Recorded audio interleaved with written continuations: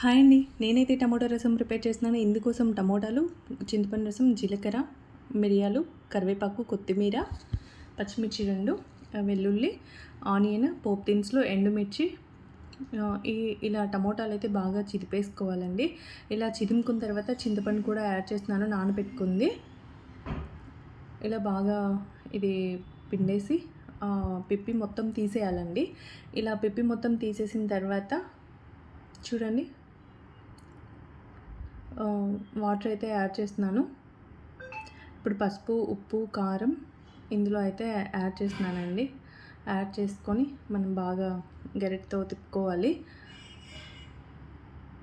ఇప్పుడైతే ఏవైతే నేను తీసుకున్నానో జీలకర్ర, మిరియాలు, కరివేపాకు, కొత్తిమీర, 2 పచ్చిమిర్చి, వెల్లుల్లి అయితే ఇవన్నీ తీసుకొని ఇందులో అయితే నేను బాగా దంచుతున్నానండి. ఇలా దంచుకున్న తర్వాత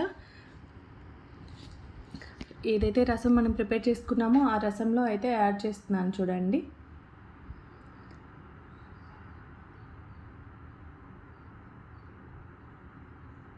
ఇలా యాడ్ చేసుకున్న తర్వాత ఇంకా ఇందులో మనమైతే ఇంకా వేరే ఏం చేయాల్సిన అవసరం లేదండి. ఇప్పుడు పోపు అయితే వేసుకుంటే సరిపోతుంది. కడాయిలో ఆయిల్ తీసుకొని పోపు దినుసులు వేసేసి కరివేపాకు, ఎండుమిర్చి, ఆనియన్స్ అయితే వేసుకొని బాగా ఫ్రై చేసి గోల్డెన్ కలర్ వచ్చే వరకు వేయించుకోవాలండి. ఇలా వేయించిన తర్వాత రసం అయితే యాడ్ చేస్తాను.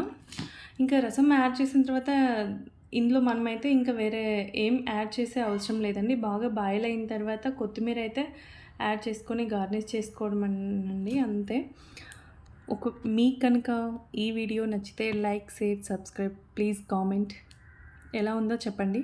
Bye friends.